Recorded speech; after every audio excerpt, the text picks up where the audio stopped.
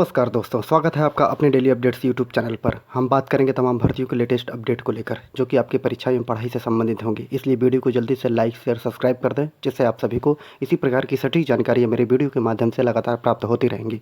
तो हम बात करते हैं आज की महत्वपूर्ण खबरों की। आज की पहली खबर, यूपी टीजीटी पीजीटी 2021 में चयनित अभ्यर्थियों ने मांगा समायोजन। चयन होने के बावजूद कार्यभार ग्रहण न कराने से नाराजगी है। 2021 के चयनित बोर्ड के समक्ष धरने पर विद्यार्थी बैठ चुके हैं। तो आप सभी को पता है कि अभी तक विद्यार्थियों का समायोजन पूरी तरीके से नहीं हुआ है। अभी पिछली बार ही जब मैंने वीडियो बनाकर आप लोगों को बताया था कि कुछ विद्यार्थियों का समायोजन हो गया है और कुछ विद्यार्थियों का अभी बाकी है। तो जिन विद्यार्थियों का समायोजन अभी तक नहीं हुआ है वो लगातार चयन बोर्ड जाकर धरना प्रदर्शन कर रहे हैं। तो देख लेते हैं कि खबर क्या है। मुख्यमंत्री नियुक्ति को लेकर गंभीर हैं और कुछ दिनों में भर्ती के जो बैठकें हो रही हैं, लगातार बैठकें दिए जा रहे हैं और निर्देश दिए जा रहे हैं कि 100 दिनों में भर्ती कराने का लक्ष्य जो है वो पूरा किया जा रहा है। और दूसरी तरफ जो है प्रवक्ता संवर्ग अर्थात टीजीटी पीजीटी 2021 भर्ती में जो चयनित होने के बावजूद जो है विद्यार्थी लगातार भटक रहे हैं और जो जिला विद्यालय निरीक्षक को लेकर उत्तर प्रदेश माध्यमिक सेवा चयन बोर्ड तक जो प्रत्यावेदन दिया गया है, लेकिन समायोजन अभी तक नहीं मिल सका है। समायोजन की मांग को लेकर चयनितों ने चयन बोर्ड के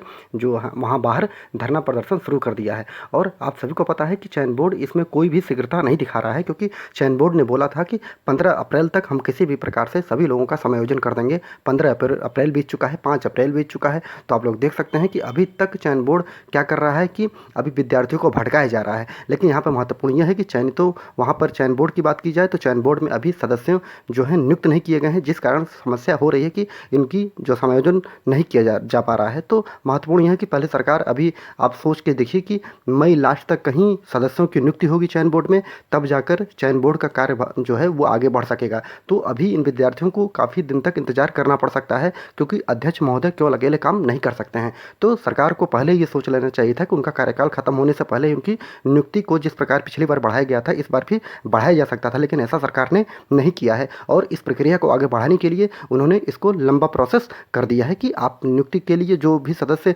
चाहते हैं कि वो चयन बोर्ड में नियुक्ति हो, वो जो अपना पद ग्रहण करें, उसके लिए उन्होंने वैकेंसी निकाल दी है। और इसे वैकेंसी को लेकर लंबा जो इंतजार विद्यार्थियों को करना पड़ सकता है। अब जो है विद्यार्थियों के पास एक ही रास्ता है कि वो धरना प्रदर्शन करें और अपनी आवाज़ सरकार तक पहुंचाने की कोशिश करें, क्योंकि अगर ये विद्यार्थी धरना नहीं करते हैं तो ये जो समायोजन का मुद्दा है वो लगातार ठंडे बस्ते में दिखाई देता जा रहा है। क्योंकि अगर चयन बोर्ड सतर्क होता, चयन बोर्ड अगर जागरूक होता, तो इन विद्यार्थियों का जो समायोजन किया गया था पिछली बार विद्यार्थियों का, उनके साथ ही इनका समायोजन कर दिया गया होता तो ये नौबत ही नहीं आती। तो देखते हैं कि इनका सच समायोजन जो है सरकार कैसे करती है। अगर जो सदस्य की नियुक्ति जल्दी हो जाती है तो उनका समायोजन भी जल्दी से हो जाएगा, लेकिन कोई अगर प्रक्रिया होती है कि इनका समायोजन जल्दी से जल्दी किया जा सकता है तो सरकार को, चयन बोर्ड को जल्दी से जल्दी वो प्रक्रिया अपनाकर इनका समायोजन जल्दी से जल्दी किया जाए।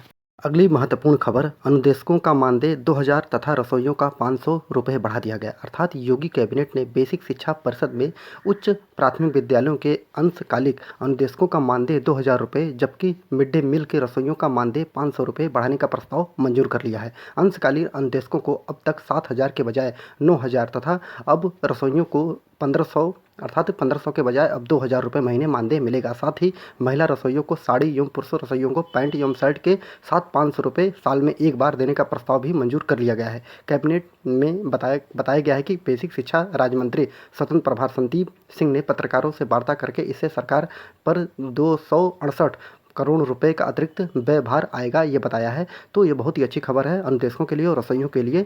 ये अगर ये बढ़ा गया है तो उनका उत्साहवर्धन होगा और वो अच्छे तरीके से काम कर पाएंगे। तो इस प्रकार अनुदेशकों को अब 9000 रुपये और जो रसोइयाँ हैं उनको अब 1500 की जगह 2000 रुपये प्रदान किए जाएंगे।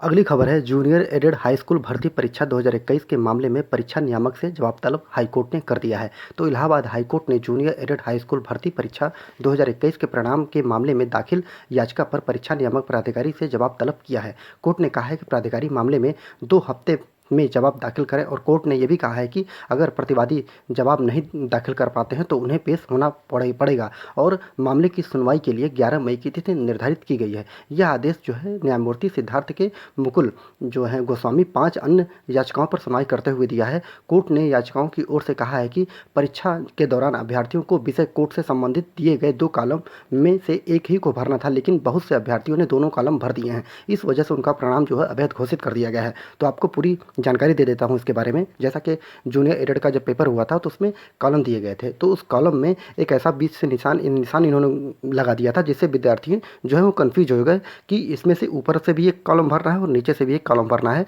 तो सभी विद्यार्थियों ने, कुछ उसमें से विद्यार्थी जो थे उन्होंने दोनों ऊपर से भी एक कॉलम भर दिया और नीचे से भी एक कॉलम भर दिया, और भरना केवल एक कॉलम था। तो वहाँ पर क्या हुआ कि दो कॉलम जब आप भर देते हैं तो आप लोगों का रिजल्ट जो है वो मान्य नहीं होता है, और पीएनपी ने क्या किया था कि वो रिजल्ट घोषित नहीं किया था, और इसको लेके हाईकोर्ट विद्यार्थी चले गए कि यहाँ पर ऐसा निशान बीच में, अगर उनको 5 कॉलम देना था तो बीच में निशान क्यों बनाया, और कन्फ्यूजन, इससे विद्यार्थी परेशान हुए और उन्होंने 2 कॉलम भर दिया। तो इसलिए विद्यार्थी कोर्ट चले गए। और एक मामला और था, आप लोगों को पता है कि रिजल्ट जब आया है तो विद्यार्थियों का नंबर वहाँ पर कम दिखाई दे रहा है, तो वो भी विद्यार्थी कोर्ट चले गए कि यहाँ पर कैसा रिजल्ट चेक किया गया कि जो विद्यार्थी 115 120 पा रहे हैं, वहाँ पर जब रिजल्ट उनका आया है तो वो 100 नंबर या 95 नंबर या 100, अगर 115 है तो 110 नंबर दिखाई दे रहा है। तो यहाँ पर आप सभी को पता है कि मेरिट से लास्ट में जो फाइनल मेरिट बनेगी, एकेडमिक मेरिट को जोड़कर ही फाइनल मेरिट बनेगी, तो एक एक नंबर ही वहाँ पर इंपॉर्टेंट हो जाता है। तो वो भी विद्यार्थी कोर्ट गए हुए हैं, और ये जो गोला भरने वाले विद्यार्थी हैं ये भी कोर्ट गए हुए हैं।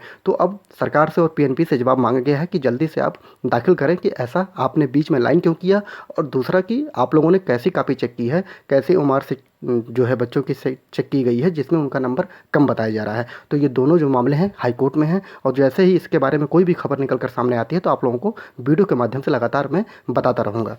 अगली खबर है, उत्तर प्रदेश पुलिस भर्ती परीक्षा में बायोमेट्रिक से पकड़ा गया मुन्ना भाई। जैसा कि आप सभी को पता है कि अभी उत्तर प्रदेश में जो दरोगा है, दरोगा की भर्ती के लिए रिजल्ट जारी कर दिया गया था। उसमें जो विद्यार्थी पास हुए हैं उनका अगला स्टेप शुरू हो चुका है। उसमें ही एक सर्वेश नामक विद्यार्थी अलीगढ़ का पकड़ा गया है। तो यहाँ पर महत्वपूर्ण खबर ये हो जाती है कि अब देखिए आप लोग, लिखित परीक्षा में जिस प्रकार विद्यार्थियों ने आरोप लगाया था कि यहाँ पर व्यापक रूप से भ्रष्टाचार हुआ है, और एक विद्यार्थी दूसरे विद्यार्थी के स्थान पर बैठकर पेपर दे रहे हैं और वहाँ पर पास कराया जा रहा है, लेकिन सरकार की तरफ से, आयोग की तरफ से ये पूरी तरीके से दरकिनार कर दिया गया कि यहाँ पर कोई व्यापार भ्रष्टाचार नहीं किया गया है। लेकिन यहाँ पर अब देख लीजिए कि बायोमेट्रिक में विद्यार्थी पकड़ा गया है, सर्वेश नामक विद्यार्थी। वो साफ कह रहा है कि मेरी जगह पर लिखित परीक्षा में कोई दूसरा विद्यार्थी बैठा था और वहाँ पर उसके जरिए मैं पास हुआ, और फिजिकल में मैं आकर फिजिकल दे रहा हूँ। इस प्रकार फिजिकल में ये विद्यार्थी बायोमेट्रिक से पकड़ा गया है। तो ना जाने कितने विद्यार्थी वहाँ पर लिखित परीक्षा में जो है पास हो चुके हैं, अब वो बायोमेट्रिक से पकड़े जा रहे हैं। तो अब ये भी कंफर्म नहीं कि बायोमेट्रिक से यहाँ पर पकड़े जाएंगे,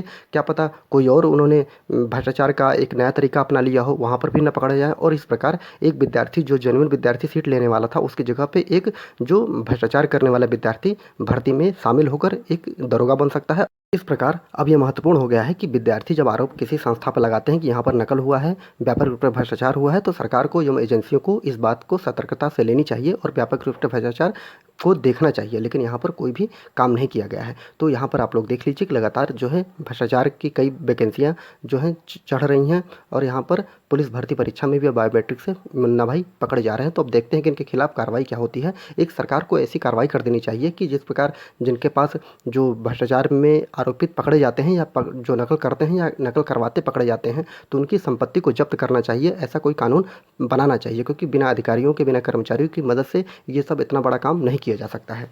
अगली खबर है, 1 मई तक ऑनलाइन कराए जाएंगे डीएलएड जो प्रशिक्षुओं के आवेदन, अर्थात डीएलएड जो प्रशिक्षित बैच 2021 के प्रथम सेमेस्टर, 2017 एवं 18 के प्रथम सेमेस्टर के, और बीटीसी प्रशिक्षण 2013, 14, 15 के सेवारत उर्दू एवं मृतक आश्रितों के अभ्यर्थियों के ऑनलाइन आवेदन पत्र भरे जाने के निर्देश जो है डाइट पदाचार्य ने दे दिए हैं। तो उत्तर प्रदेश जो परीक्षा प्राधिकारी जो सचिव हैं अनिल भूषण चतुर्वेदी ने यह कार्य 27 अप्रैल से 1 मई के मध्य पूरा करने के निर्देश दे दिए हैं। और डीएलएड 2021 में प्रथम बार ऑनलाइन शुल्क जमा कराने की व्यवस्था की गई है, और शुल्क 400 रुपये प्रति जो प्रशिक्षार्थी जो यहाँ पर निर्धारित किया गया है। अगली खबर है कि भर्ती घोटाले के 2 आरोपी अफसर जो हैं उनका डिमोशन कर दिया गया है, अर्थात सपा शासनकाल में यूपी कोऑपरेटिव बैंक एवं सहकारिता विभाग की अन्य भर्तियों में व्यापक रूप से भ्रष्टाचार हुआ था। इस पर मैंने वीडियो आप लोगों को बनाकर बताया था। इसमें 2 आरोपी पाए गए हैं। कौन? भूपेंद्र कुमार एवं आरके सिंह को जो है डिमोट कर दिया गया है। ये दोनों अफसर अब ज्वाइंट रजिस्ट्रार बना दिए गए हैं। तो महत्वपूर्ण है कि यहाँ पर मीणा की जांच, अर्थात सहकारिता आयुक्त, निबंधन आयुक्त बीएल मीणा की जांच रिपोर्ट पर सहकारिता जो मंत्री हैं जेपीएस राठौर ने दोनों को पदावतन कर दिया है और फाइल संयुक्त कर दिया है। और सहकारिता मंत्री बनने के बाद जेपी राठौर जो हैं वो भर्ती घोटाले में पहली बड़ी कार्रवाई की गई है। तो आप सभी को पता है कि इसमें व्यापक रूप से भ्रष्टाचार किया गया था और सपा शासनकाल में इस भर्ती में ऐसे ऐसे विद्यार्थियों का सिलेक्शन हुआ जिन्होंने पेपर तक नहीं दिया, बस उन्होंने फॉर्म भर फिलअप कर दिया और व्यापक रूप से भ्रष्टाचार भी हुआ। विद्यार्थियों ने आरोप भी लगाए, लेकिन अब जाकर देखिए यहाँ पर सामने बात आ रही है कि इसमें व्यापक रूप से भ्रष्टाचार हुआ है और जो अफसर हैं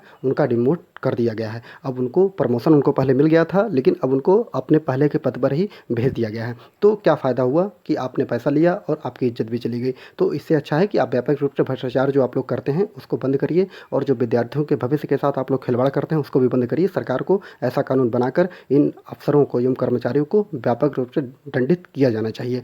तो अगर आप लोगों को वीडियो अच्छा लगा हो तो वीडियो को लाइक शेयर सब्सक्राइब जरूर करें, क्योंकि इसी प्रकार की सटीक जानकारी आप लोगों को मेरी वीडियो के माध्यम से लगातार प्राप्त होती रहेंगी। तो पूरा वीडियो देखने के लिए बहुत बहुत धन्यवाद।